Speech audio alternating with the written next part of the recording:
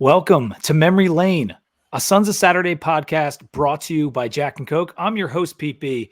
And tonight we are going to talk about Thursday night football in Lane Stadium, outside Lane Stadium, everything having to do with the Hokies on Thursday night. And I've got a couple special guests. I've got Brett Smith.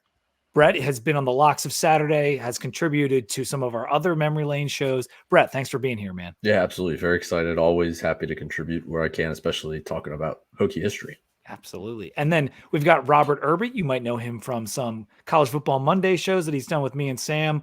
I think, were you on Memory Lane? I know we did one for basketball, right? Yeah. Way back. Yeah. And we did the top Hokie individual seasons. That's right. That's right. Right before we kicked off the regular season. Also, Irby was on my NBA draft show as well. Oh, yeah. Good times. That was fun. All right. So tonight, we are going to do the complete history of Virginia Tech football on Thursday night. Some impactful games, some favorite memories, and kind of explain, I guess, how this came to be a little bit. But first, I want to start by asking the guys for what your connection to Virginia Tech was. And Brett, we'll start with you. How long have you been rooting for Tech, and where did it all start? Just give us a rundown.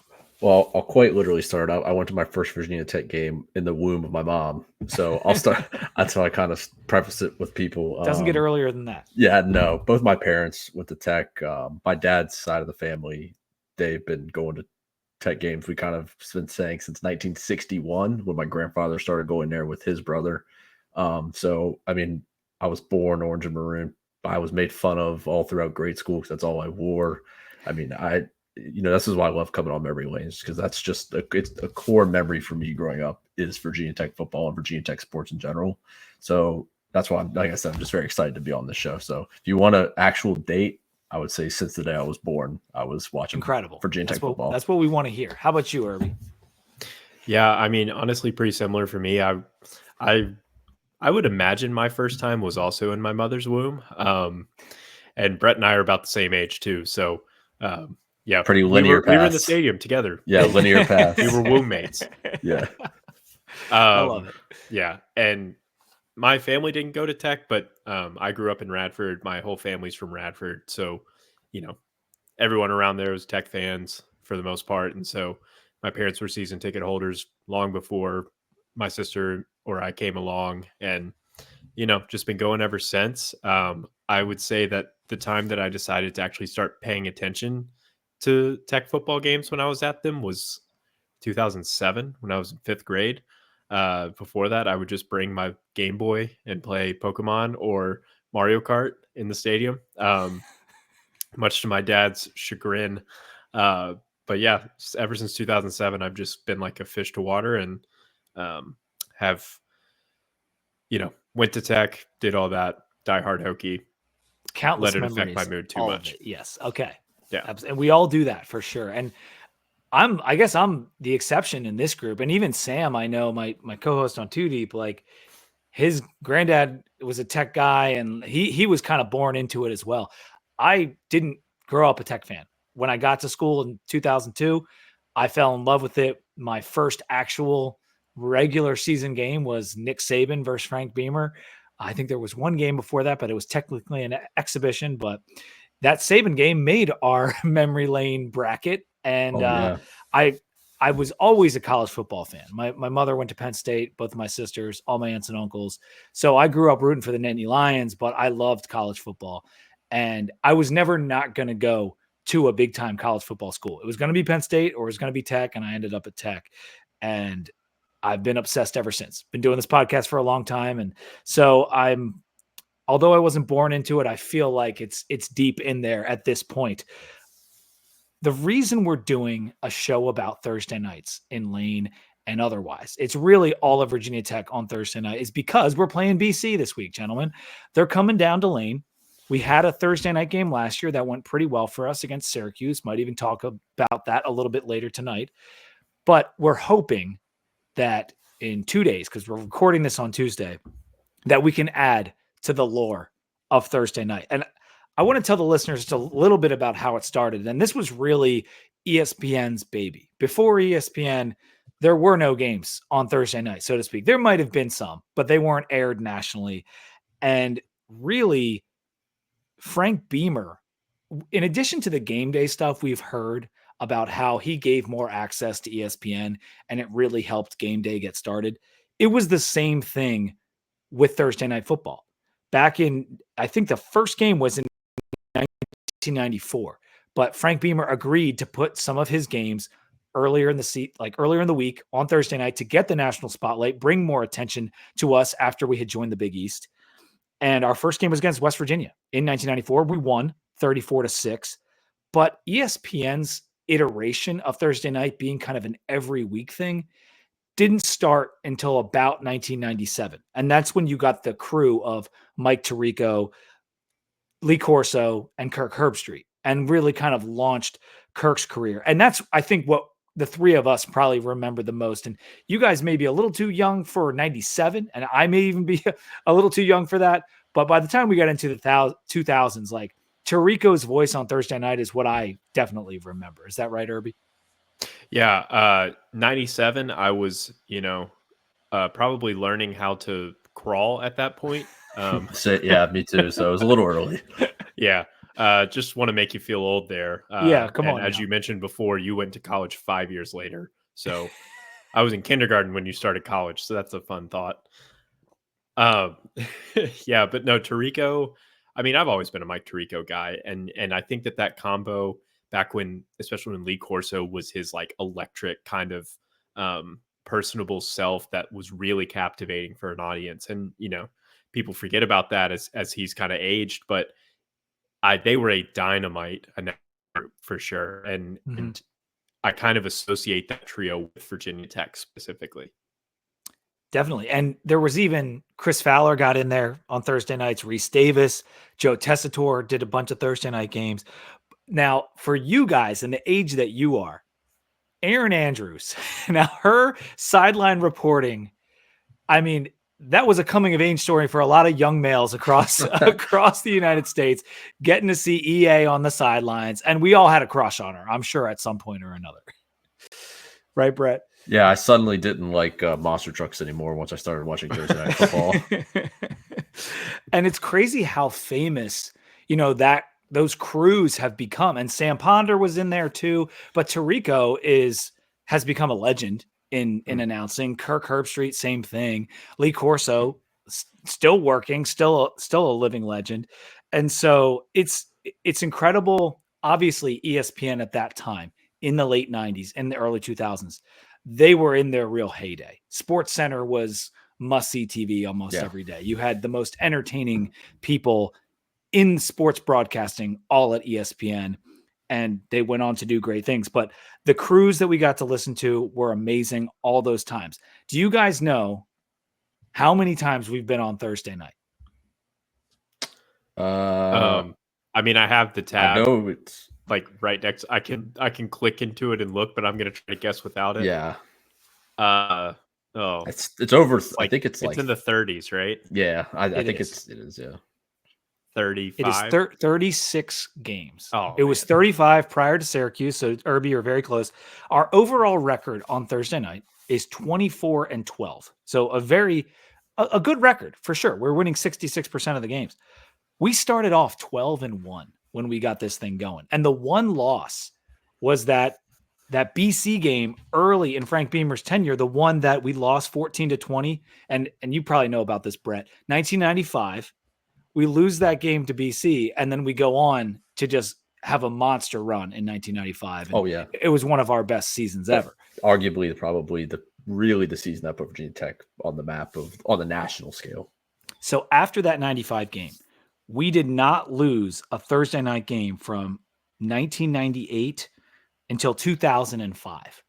And guys, that encompassed my entire college career. So while I was at Virginia Tech, we went 7-0 on Thursday night. Not every game was in Blacksburg, but all the games that were in Blacksburg, we won. And so we lost some heartbreakers on Saturday nights. Don't get me wrong, but Thursday night we owned it back in that time period. And that 11-0 record was absolutely unbelievable. And we, whether it was the defense or the special teams, Irby, that was really like must-see TV back in the day in terms of college football. Like people wanted to watch us play. Yeah, I mean, it's the same reason why we see.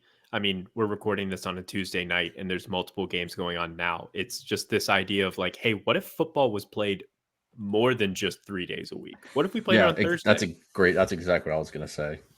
Right, and And it's we're in like a stretch right now of like, what is it, 2 months straight of football every night, something crazy like exactly. that. And it's like low stakes, like it's not like you're not going to get the Georgia Texas game on a Thursday night, but like it's fun games. Yeah, Like you have exactly. even more recently, like on a Friday night, the Virginia Tech Miami game, as much as a heartbreaker as that was, the whole country was talking about it. Because like, what else are you going to do on a Friday night? Yeah, and it's Go also out, have fun with your friend? No, let's yeah, watch football. and it's not only that, it's also especially before the ACC, that was the only real time Big East could get on prime time was Oh yeah, for sure. I mean, Miami obviously they were the only team, but for other teams to get on prime time was Virginia Tech. Obviously we were on the national stage a lot in the early 2000s, but the SEC and the Big Ten still dominated, even the parts of the Big 12 in the late 90s, early 2000s Saturdays. I mean, that's just nobody watched the Big East on Saturdays, so that's really how Virginia Tech was able to become the brand they were on Thursday nights because they were on prime time. People were doing nothing after work. So I think a lot of people forget that. And for a lot of those Virginia Tech games that were on Thursday night, we were the draw. Now, it's not to say that there wasn't a good BC team or a good Georgia Tech team that played against us, but a lot of times we were the ranked team in the matchup. That was the draw for television. Yep.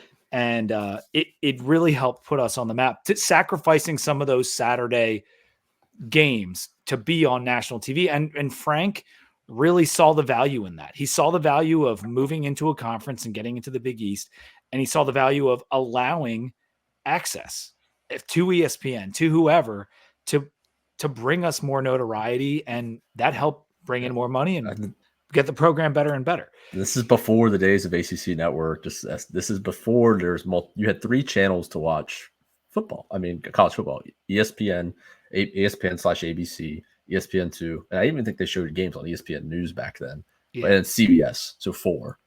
Fox, I don't even think showed college football back then. So I'm not often, not if at all. So, and then you had NBC for Notre Dame. Oh, NBC for Notre Dame. Yeah. So do you guys like? I went through and I tried to count up how many of the home Thursday night games I have been to. Do you guys have you like? It's probably been a lot. Like, do you know how many offhand that you've been to, Rob? It's actually probably a lower number than I'd like to admit. That was kind of the one line that my parents kind of drew when I was younger was, they didn't want to have to deal with the fallout of like me having to miss any school or anything like that when I was a child. So I didn't go to my first one until 2008.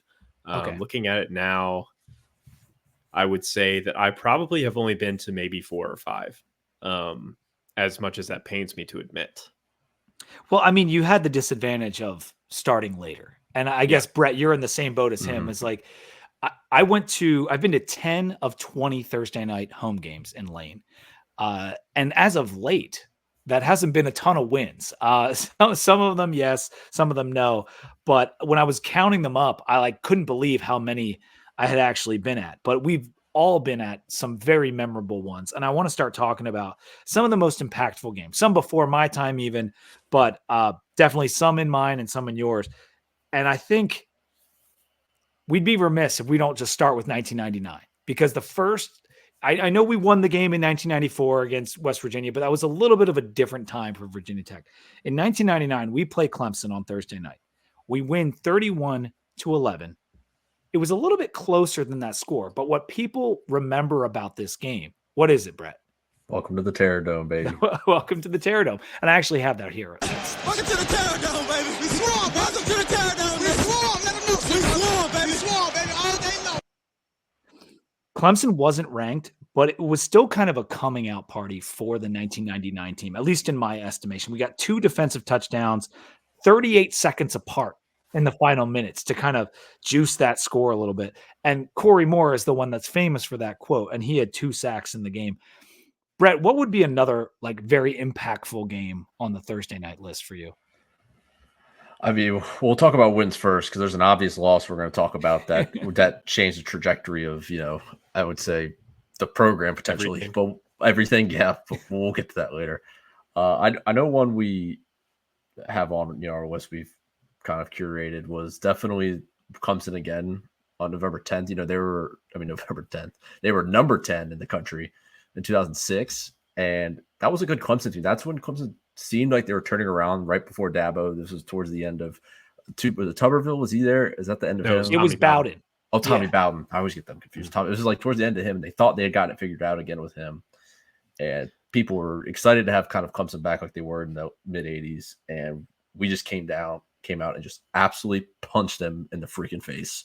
Brandon Orr, 37 carries, 200 yards, 3 touchdowns.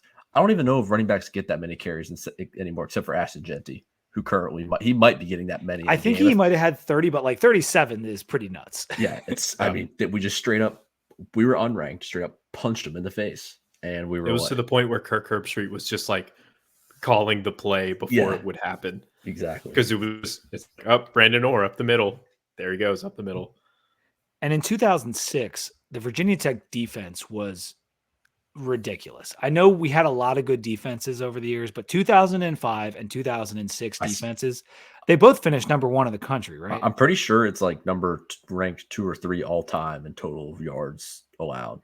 I'm pretty sure. Yeah, it was probably Bud's best. And the crazy thing about that Clemson team is that they had the most lethal combo of, running backs with CJ Spiller and James Davis coming in, way hyped. And we were the ones, as Brett indicated, that had the 200-yard rushing night and the multiple touchdowns. Just 3 first downs for Clemson in the last 3 quarters of that game.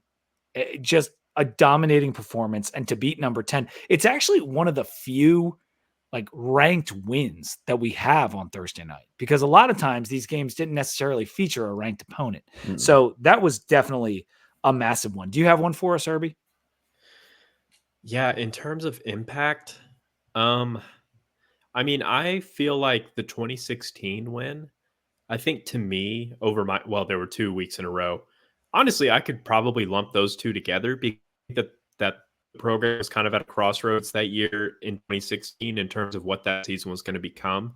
Because correct me if I'm wrong, that was right after the Syracuse loss in the Dome, right? Yes. Yep. Yeah. So, I mean, that's a horrible loss. And Tech decided to then just kind of come out and, I mean, we punched Miami in the mouth repeatedly. I remember the billing was Brad Kaya hasn't been sacked all year. We sacked him 8 times. Yep. Legendary. Yeah, that does not happen very often. I was trying to, we've done it a couple times. I don't know what the record is for Virginia Tech in a game. It's actually kind of hard to figure out unless I was to, message Damian Salas or something. But 8 is a lot. 8 is a lot of sacks.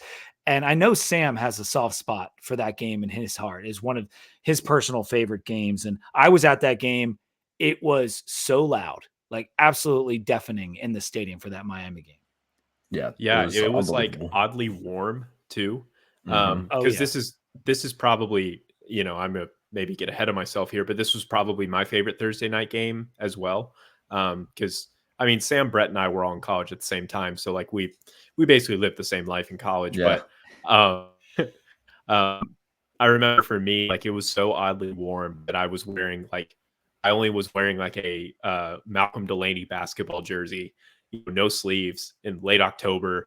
And I decided to have someone write God's gift on my triceps so I could look like Bucky Hodges. And let's just say that when Gerard ran for that last touchdown, that jersey came off, and there's a picture of me and my college roommates on the railing in the north end zone. You went full Petey Pablo. Yeah, we did. It was 4 of us going full Petey Pablo. That is awesome. Man. That's great. Yeah, that game was so fun. And I remember it was 80 degrees, like Rob said. We win. Great win. Ken Canham had a good game. So many guys on the team had a good game. And the next day we recorded a podcast from Blacksburg. And that was early stages of the podcast. So figuring out how to record from, I think we might've done the cellar or something.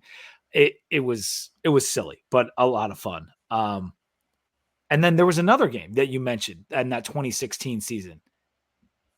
That was the Pass the Salt Pat.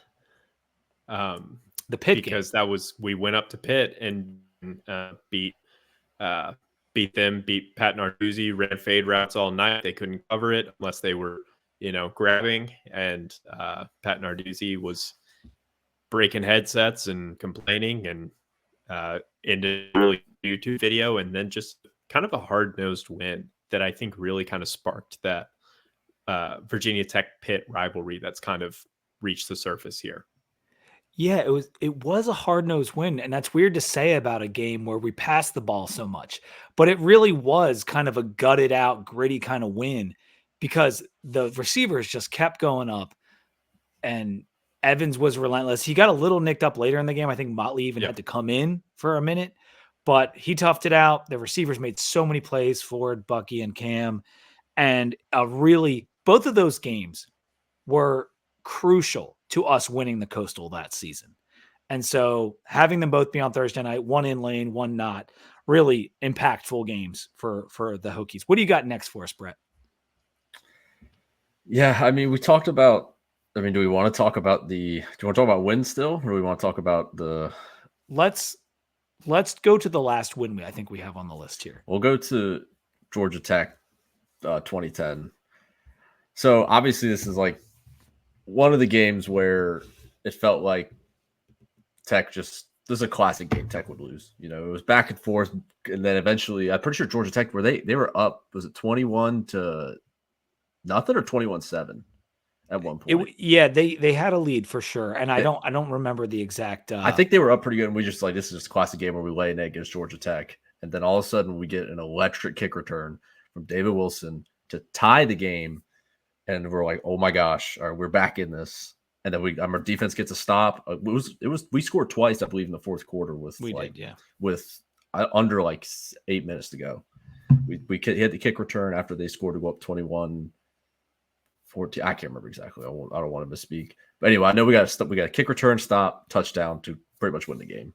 And to me, I just remember sitting at home. I didn't go to many Thursday night games.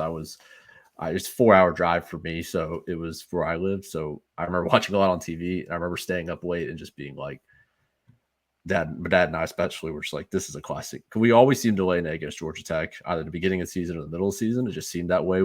It was either we would dominate them, especially when they're running the triple option, or we would just get death by 1,000 cuts, or we would win by 40. So, but that was a game, that was huge. I believe we were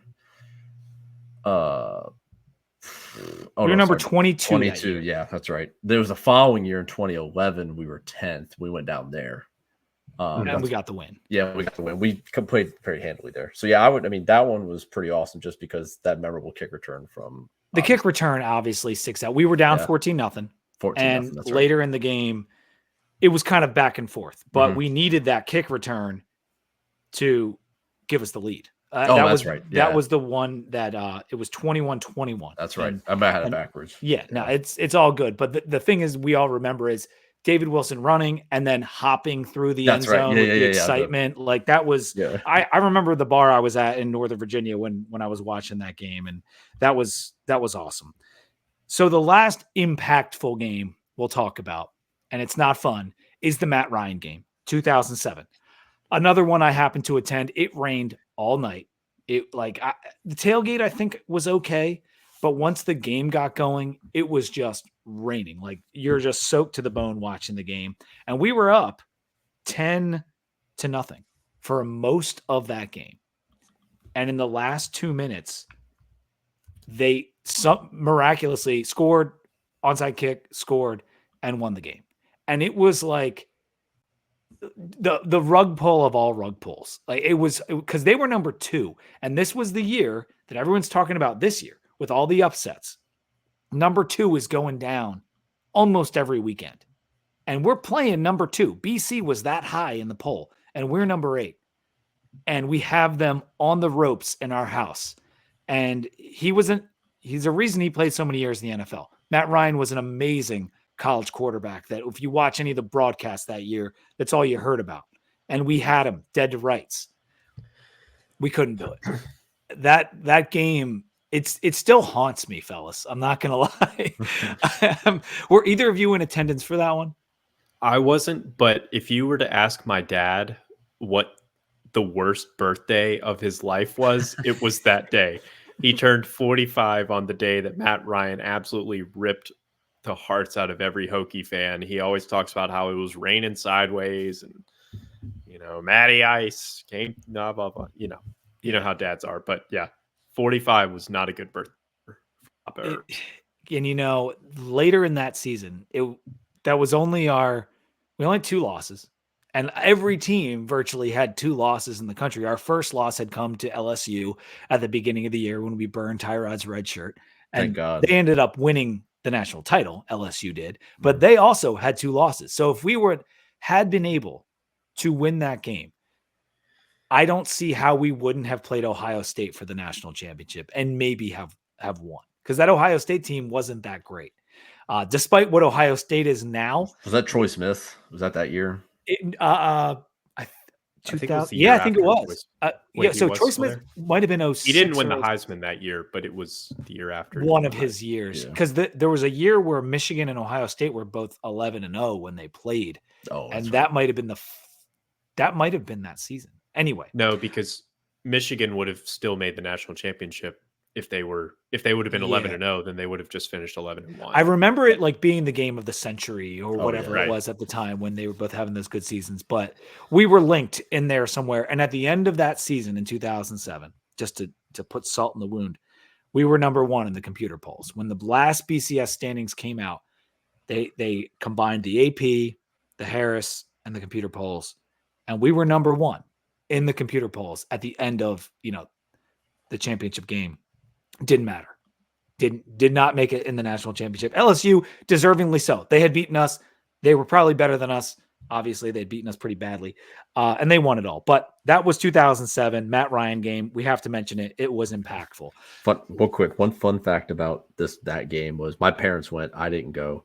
My parents actually tailgated next to Matt Ryan's parents.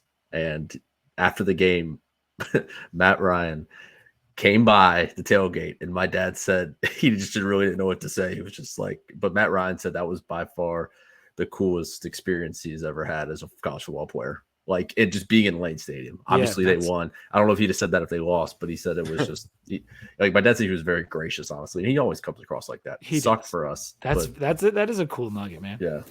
Well, let me take a second to talk about our sponsor. As I said at the top of the show, Memory Lane's brought to you by Jack and Coke. 2 legends, 1 can, Jack and Coke. You can see the can right on your screen if you're watching on YouTube.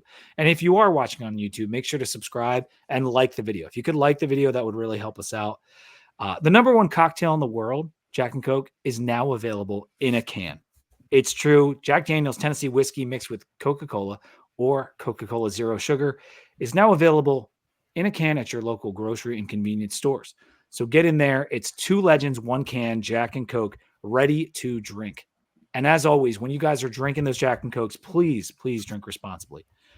So now it's time for a little bit of story time, fellas. Your personal favorite Thursday night games. This isn't always an impactful game. We could have been playing a lesser opponent. Maybe we won by a lot or we lost by a lot or whatever. Rob, why don't I start with you? Give us a favorite game or a story from a Thursday night game. Yeah. I mentioned the 2016 Miami game already, so I'll pivot to my other favorite, which was the 2008 game against Maryland, which I'm shocked we haven't mentioned it yet, because that was Darren Evans going bananas, 230 something yards or whatever. Yeah, he might still have the single game record for. I'm pretty sure it's the school record, 253 yards. 253, yeah. Wow, yeah, and. The funny part was he never scored a touchdown in that game. But it's what it is. But I remember that because it was my first Thursday night game. Parents checked me out of school early, like right after lunch. And I will never forget my 6th grade teacher, shout out Mrs. Rogers, she was like, why are you leaving? I was like, oh, I'm going to the Virginia Tech football game. And she was like, it's 1:00. The game's not till 7. And keep in mind, I lived like 20 minutes from the stadium. And I was like, yeah, but we got a tailgate. She's like, what? And I was like, I don't know. I got to meet your parents. That's a great story. I love that. Yeah.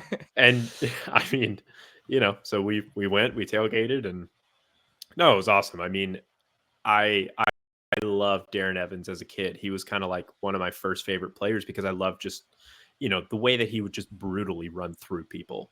That year was And awesome. And no better night than that night for watching him no better murder night. And a defensive back.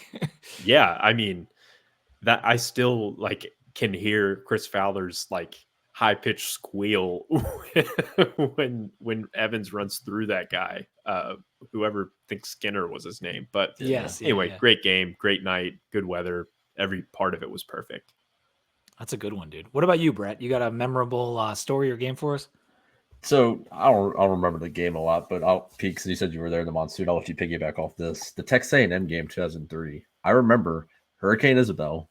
I remember I was listening to it on the radio at my house with no power with my dad, just listening because it was an absolute terrible monsoon for Texas A&M. Like the rain bands had reached to Blacksburg, but we were listening to it on the radio. That's funny. Yeah, I was there. I was pretty early in my student career. I guess I was a sophomore, and it was insane. The rain was absolutely ridiculous, but every college student, maybe not the older fans, but we were loving every minute of it because you just don't care about anything at that stage in the game. You're obviously drinking a lot, you're having fun, and Kevin Jones ran for 188 yards. He had 3 touchdowns.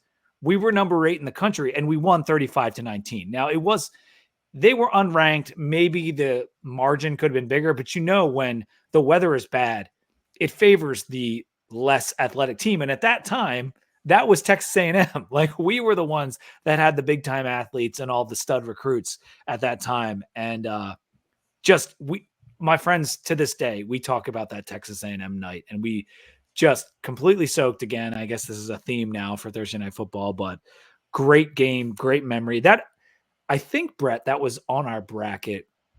I'm not sure if it didn't make it too far, but I think it was definitely talked about as either being in the bracket or one of the honorable mentions or something like that. Yeah, it was somewhere in there. I remember. Let me move to, I'll talk about another one from my era, and that would be 2004 against Maryland. And this one sticks out because it being the night game, and when you're in college, you're ready to get out of class and just start drinking immediately. Like that's pretty much what it's all about. And so we're playing Maryland, and at the time we're a lot better than Maryland. We're not even concerned. There's not one thought in our minds that we could ever lose the game. And we won 55-6. And at halftime, it was 41-3. And I remember being there. We're in the student section on the West Stands, and we turn around at halftime, and like 3 rows behind us, all the students are like either passed out or leaning on each other, or like everyone's dead because they've been drinking since 1 p.m. We're up by so much that they're basically just asleep in the stands at halftime. So because we had worn ourselves out, because every time we score, you're doing the jumping all over each other, and you're shaking your drinks, and things are going everywhere. And so when it's 41-3 at halftime, like you're spent. And so that was a very memorable night. It was actually the night after Frank Beamer's mother, Herma, who you guys might know the name from Herma's Readers. Yeah. That is one of the charities that is around Blacksburg and Virginia Tech. She had died the night before that Maryland game. And so I guess there was never a doubt that Virginia Tech was going to come out that next day for Coach Beamer and crush. So that's one of my core memories from back in the day in college. Do you have another one for us, Rob? Oh man, yeah, I got to dig into the database here. Honestly, I'll throw up last year. I really, really loved that game. We beat the absolute brakes off of Syracuse. We could have beat them by 70. Yeah, Pete, I don't know if you remember this, but and I say I don't know if you remember this because you were more than 2 deep at that game. Oh, I remember. Yeah, we got to see each other in the stands. That was the We're only first 3 time rows we met apart. each other in person. Yeah. So that was obviously what made the game perfect. I'm just kidding. No, but I actually got to bring one of my good friends down here in Charlotte, who is a Clemson grad, to bring him, and it was his first experience in Lane Stadium. And I even got him to half-heartedly admit that Inner Sandman was better than Howard's Rock. So, awesome night. All maroon. You mean the Dabo Sweeney show? Yeah, the Dabo 40-yard dash down a hill. Yeah.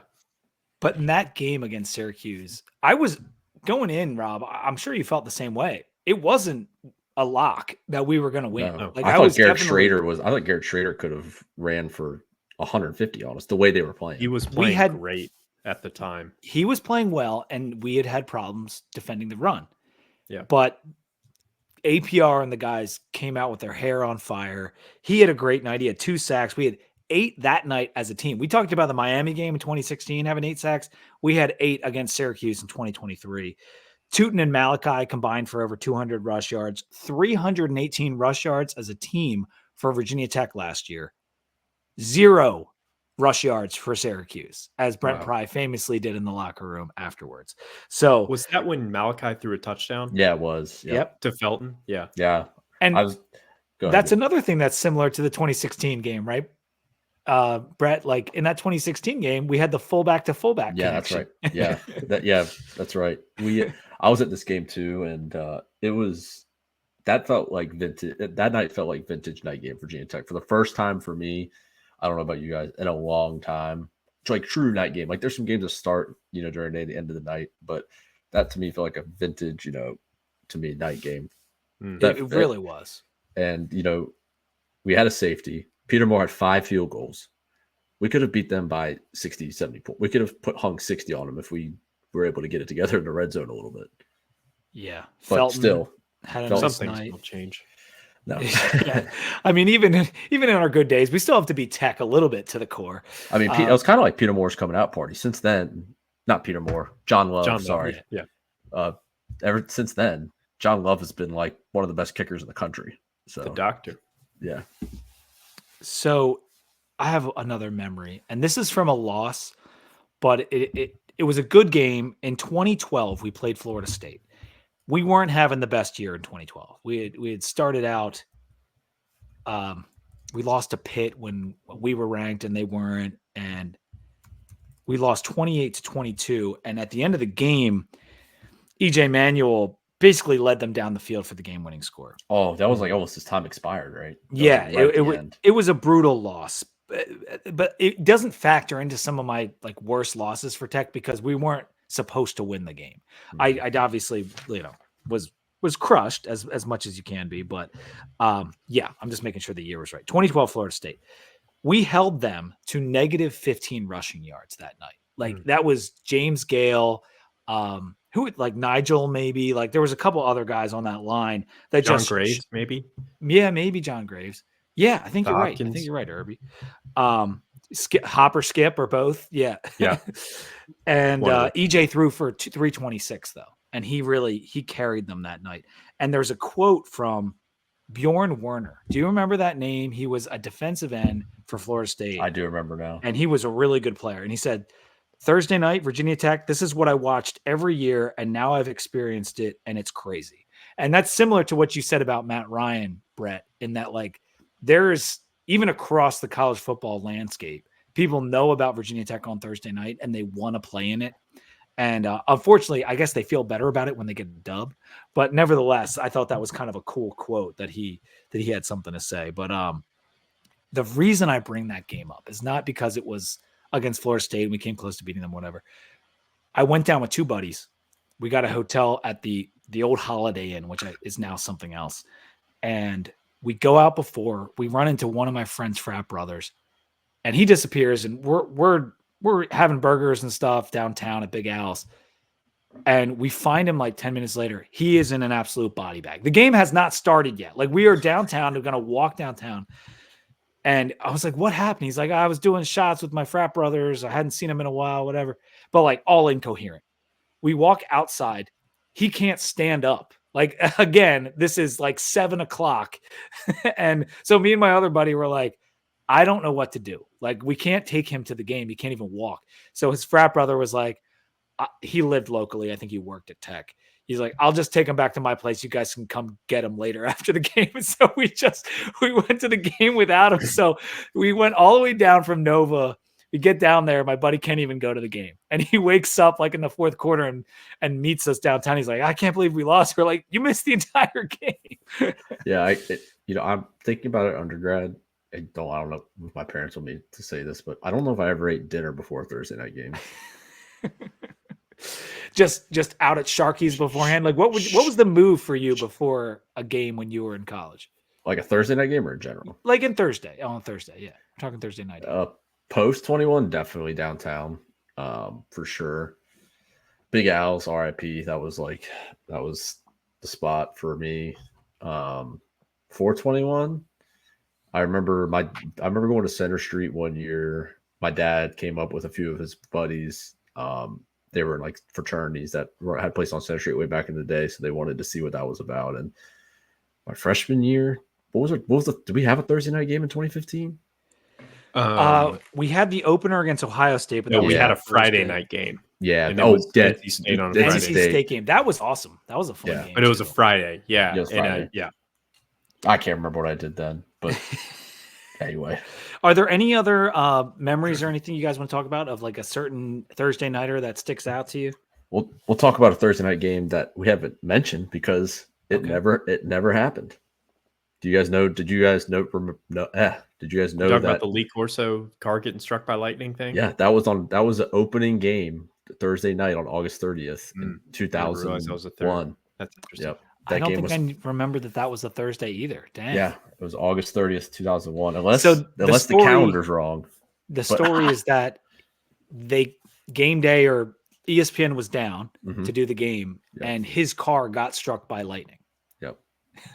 Yeah, well, that would make sense because he was the Thursday night. Yeah, crew. That's because they wouldn't be there on the weekend because it was. I think we weren't ranked that high. We were playing Georgia Tech. Yeah, that was. Yeah, and then they had to cancel the game because of said lightning and storm or whatever. It never cleared up, and the famous quote that was on every T-shirt for about 10 years was if God, what is it?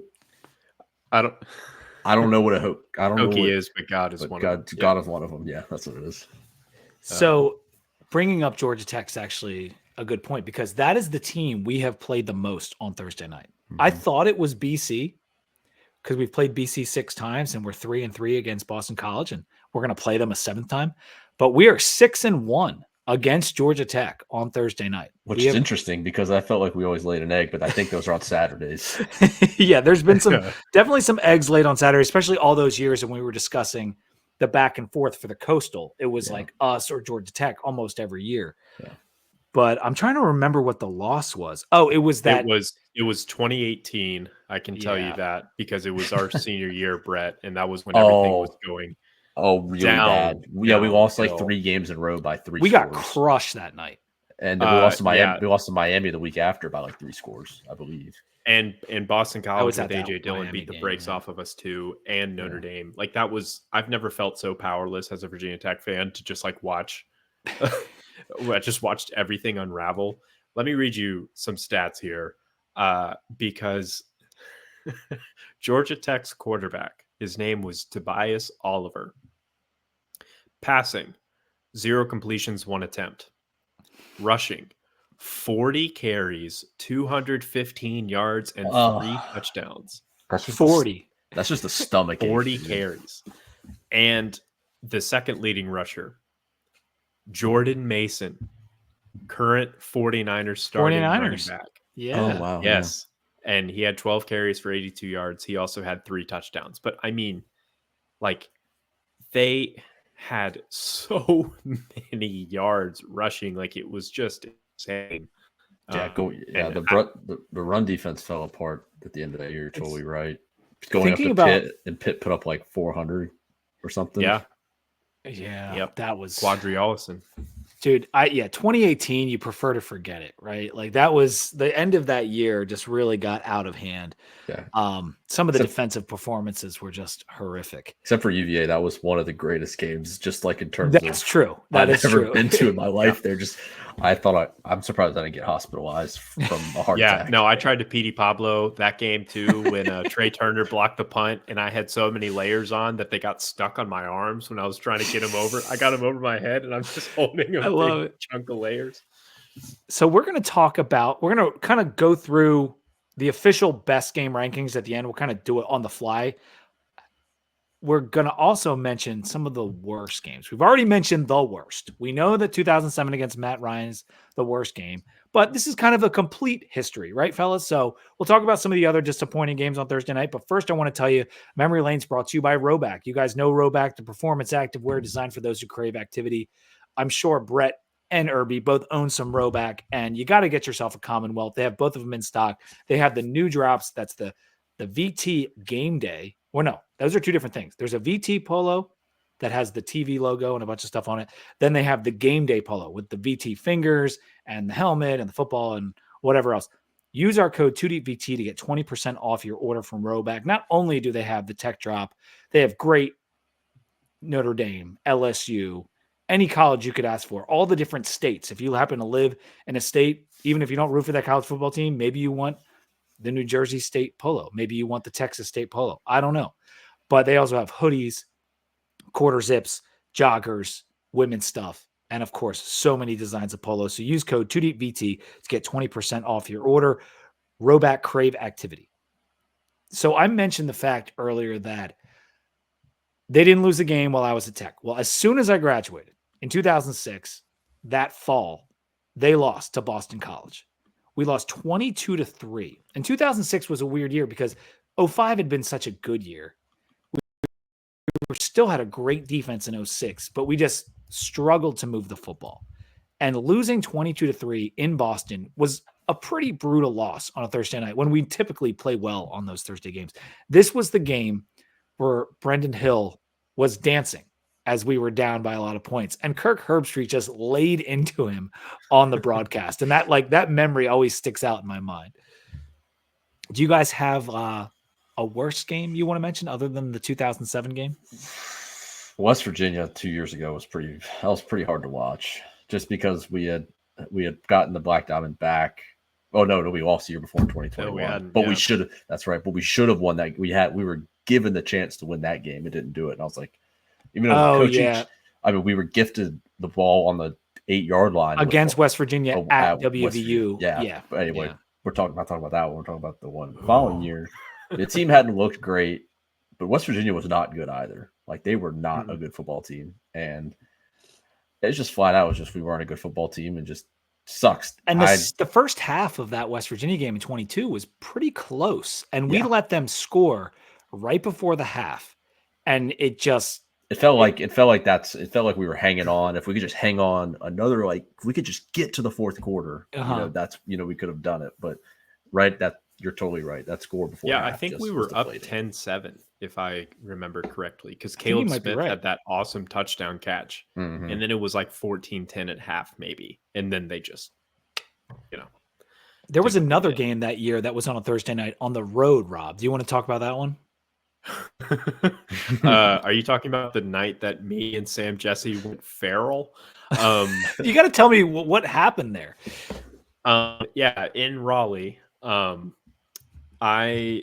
I don't think I've ever made such a fool of myself at a football game because, I mean, we were finally winning and we were up, I don't know, was it like 22-3, something like that? And I'm not much of a trash talker, but man, I was jawing the middle of that NC State crowd. I was letting them have it. And then we absolutely just gave it all away. I don't think I've ever seen Sam Jesse that mad in my life, and I don't think I'll ever see him that mad again. And we could have fought the Virginia Tech coaching staff that night. Truly, Sam and I could have, but not fun. Yeah, because we were up. Was it 21-7 or 21-0 or something? I think it was 21-3. Yeah, we had a big lead, and then we lost 22-21. I should have it written down. But it was 21-3. It was 22-21. That's right. Yeah, at the score. That was a bummer. But again, so those I wouldn't classify in not good games. And I was at the WVU one. I wouldn't classify them as like worse losses because that was first year of prize build. Like they weren't fun to happen, but not like devastating. I went to the Miami game in 2014. And this is a year where we were not having a great year, but we're still like Frank Beamer was still there. Still had Bud. Scott Loeffler was the offensive coordinator. and we're playing Miami on Thursday night, and it's like, okay, it's Halloween weekend. We're gonna do this. Like, we're gonna come out, we're gonna play hard, we're gonna turn the whole season around. And we got obliterated. Like, it was 30-6, and I think those 6 were like a favor. I'm pretty sure it was 30-0 in that game. Duke Johnson went nuts on us, 300 total yards and 2 TDs for him. I remember hearing after that game that Bud tried to fight Leffler in the locker room. Now, that could just be a rumor, but I loved it at the time. And that was dark times for the program. We were 4-4 and 1-3 in the ACC. And keep in mind the Frank Beamer team, and I know he was almost gone at that point, that still felt like you're 0-8. Like, being 4-4 with Frank Beamer at the helm just felt wrong. And so that was one of my worst ones. I think there's another one you have on the list here, Rob, that goes back a little ways. Yes, that would be the 2009 game against UNC. Oh, that one hurt. I remember this. It was on my birthday. I do remember that is my 13th birthday. Birthdays. Rough. Yeah, that was one of the most baffling losses I think I've ever experienced as a Tech fan.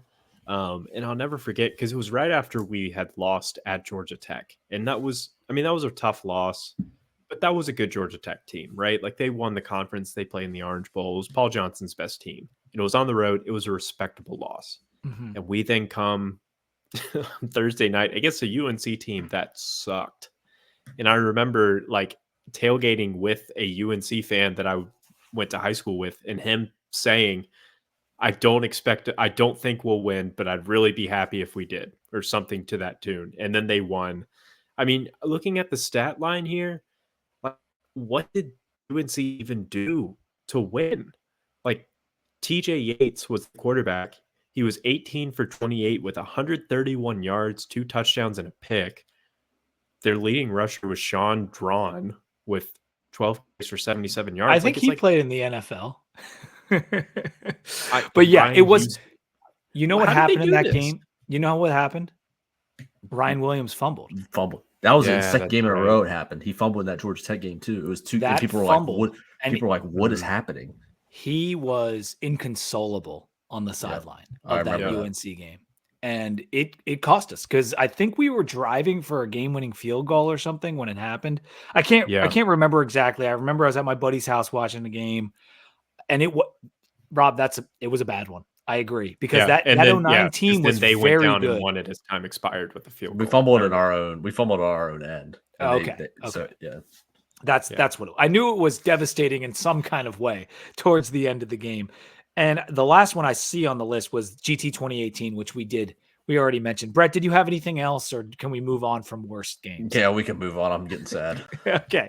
So Robert put this one in there. Favorite road Thursday night game. Because we remember all the fond memories of being in Lane from some of these really fun games. Brett, what was your favorite road game that we've played on a Thursday night? Yeah, I think the Pitt one was awesome. I think that in 2016, I've never really been one either to talk trash on the internet, but man, I was in Pitt fans' mentions big time after that one, and in their at the time Twitter, like Pitt's football social media. I don't think there's been a better night of Virginia Tech Twitter social media than in Pitt's mentions. That was up there. Oh, and then the amount of memes coming out of it, we were insufferable. And so for me, that Gerard threw for 400 yards that night. Like, that does not happen in Virginia Tech football. Like, that's crazy. Rob, do you have one? Yeah, I had one other one on the list. I had that 2011 Georgia Tech game, but I actually am going to do 2007 Georgia Tech, because that was the famous missing jerseys game. Oh yeah, good one, dude. With Tyrod, Sean Glennon, who was it? Tyrod Glennon. Was it Brandon Flowers and Chancellor had their jerseys stolen, and they had the Sharpie Georgia Tech practice jerseys and had to draw the Nike swooshes on it. That was my favorite part of it. Nike was like, "You could do this, but you got to draw a swoosh." I think some of them were backwards. Like, the swooshes were backwards. Oh yeah. Well, Sean Glennon apparently still has that hanging in his man cave, which is legendary. But yeah, I mean, So that was funny. a terrible Georgia Tech team. It was a ho hum game. We beat the brakes off of them. Defense dominated, but it's just it is one of the most unbelievable college football stories in a Yeah. sport that Imagine is like absolutely getting absurd by crushed nature. in your own jerseys. Like you get beat With a and the other Sharpie drawn swoosh over your Russell Athletic logo. it is so you're right. It is really a bizarre one. I'm so glad you brought that up, Irby. I think GT 2011, that was pretty good. I think I'm with Brett though on this one. I think my favorite road win was that Pitt game. I'm looking at the history here of just some of our road games, and that one just we hadn't played Pitt too much since the Big East days at that time. Maybe we had a couple matchups with them. So going into Heinz Field, and I think that was the first time we had won at Heinz Field since like 1999. And so that was such a awesome win and game in general.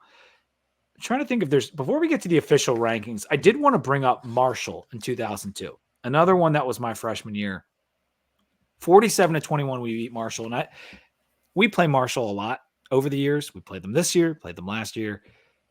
They used to be really good. For people out there that don't remember, they had Chad Pennington, they had Byron Leftwich, they had Randy Moss. Like they had a very good football program for a long time. And when they came to Blacksburg in 2002, it was a big deal. But we had Kevin Jones and we had Lee Suggs, and the Untouchables ran for over 300 yards combined and 5 touchdowns.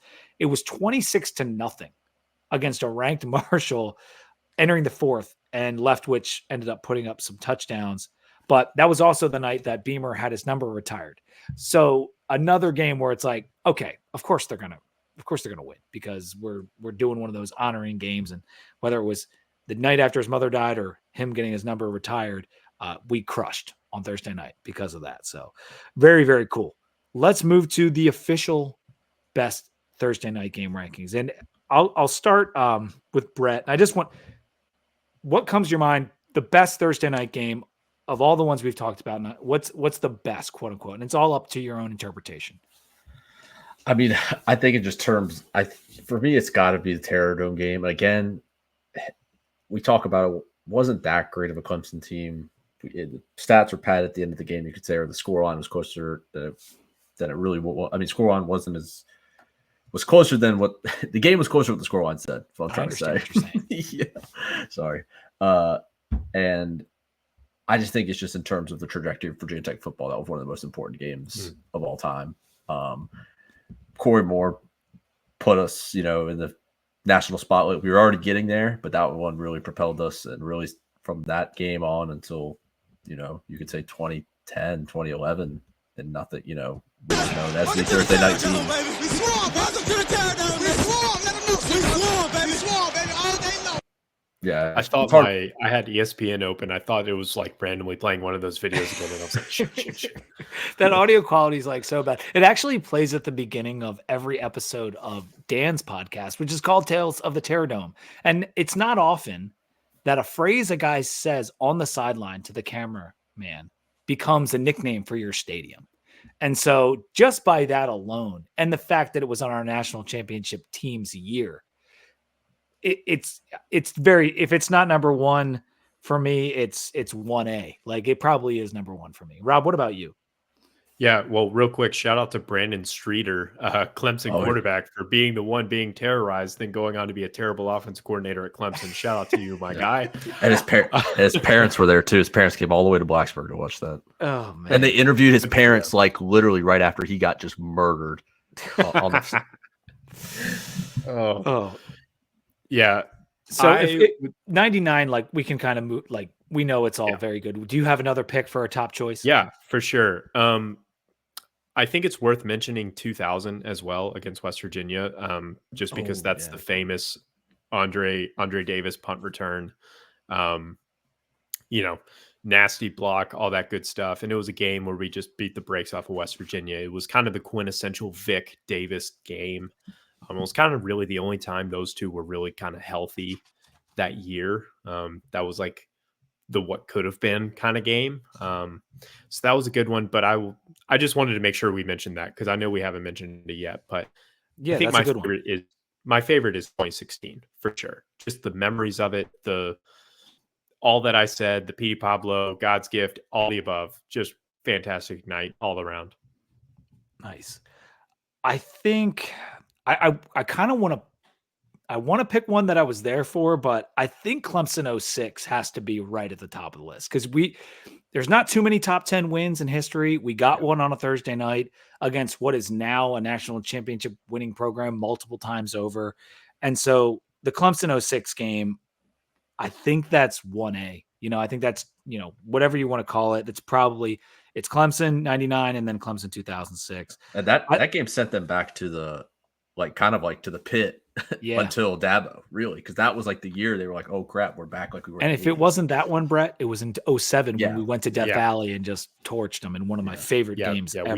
We kicked Tommy Bowden's ass 2 years in a row, and that effectively ended his nepotism career. So let's put 99 1. Let's put 06 2. Let's go. I feel like Miami 2016 is 3. I really do. But just because, hey, we're making the list and it was personal for several of us. So we'll go with that. And then GT 2010, I feel like has to be on that top in that number 4, that number 3 spot. So absolutely. The last ones I had as just consideration would be Syracuse 2023, because it still could have been like the launching pad for what this new era is under Pry. I know Pitt was an amazing game that year, but the Syracuse game, it was a Thursday nighter, and we just played like vintage Virginia Tech, as we mentioned. And then A&M 03 was my last choice. There is a Thursday night game, fellas, where there was a meme that came out of a Thursday night game. Do you have any idea what I'm talking about? It's the Beamer face one, right? Yes. Yeah. Yes. Rob's doing it. Yes, dude. I'm so glad you knew what I was talking about. Yes, 2015, we played Georgia Tech. I think it's Pete Morris, wasn't it? Comes up to Beamer and is like, great job, coach, whatever. And like, he was very enthusiastic. Whoever, I think it was Pete, but it might have been somebody else. Morris, yeah. Yeah. And he's like all enthusiastic, and Beamer, he's like, okay, Pete. And he like turns away from him and does the eyes. And it was right on like, I don't know if it was Scott Van Pelt, but it like hit Sports Center, and like it was a freeze frame with the score, and it became the scorebook's right underneath him. I love that you knew what I was talking about. That's awesome. We had to mention that one too. I don't want to leave anything out. I know there's so many games that happen on Thursday night. Like there's literally 36 of them. So we tried to get through them. I mentioned the teams we played the most, but we'll go with 99 as number 1. We'll go as 06 number 2, 16 number 3, and 2010 number 4. And then pick your poison for number 5 and on. But great list, fellas. Great show. That was a good one. I enjoyed that one. How are you feeling about this Thursday night as we close out here? Well, BC just announced their best defenders out, so that helps. Castellanos is not 100%, pretty much also confirmed. They're saying he's healthy enough to play. I think they're coached better, but it's the same team, honestly, that we played last year, and we beat the brakes off them. Yeah. So on the road. I think on paper, this game looks a lot like the Syracuse game last year. I think that the teams between Syracuse and BC are similar playing style. Like it sets up for that kind of success if Virginia Tech can play to that level. So I took Virginia Tech minus 6.5 through a 25% boost on it, and I feel great about it. So I love it. That confidence. I was listening to one of my favorite pick shows, and they locked up Tech minus the points. So I'm hoping that holds, and I feel good. And I agree with what you said about it being similar to the Syracuse game. This is our time. If you can't win this game on Thursday and maybe put up some memorable moments for us, I think it's going to irk the fan base, because this is we take these Thursday night games seriously, and I'm hoping the boys can go out there and play a strong game from start to finish, which hasn't been easy for us this year. Thank you both for joining me. This was so much fun. Make sure you guys are subscribed on the Two Deep feed, on Spotify, Apple Podcasts. Same thing with Sons of Saturday. And then on YouTube, like the video and subscribe to the Sons of Saturday channel. We'll be back next week. College Football Monday, too deep, but like the bye week was our chance to do some memory lane stuff. And I thought this was fantastic. So thank you both very much. Yeah. Thank you for having me. Always All a right. pleasure. And until next time, go Hokies. Go Hokies.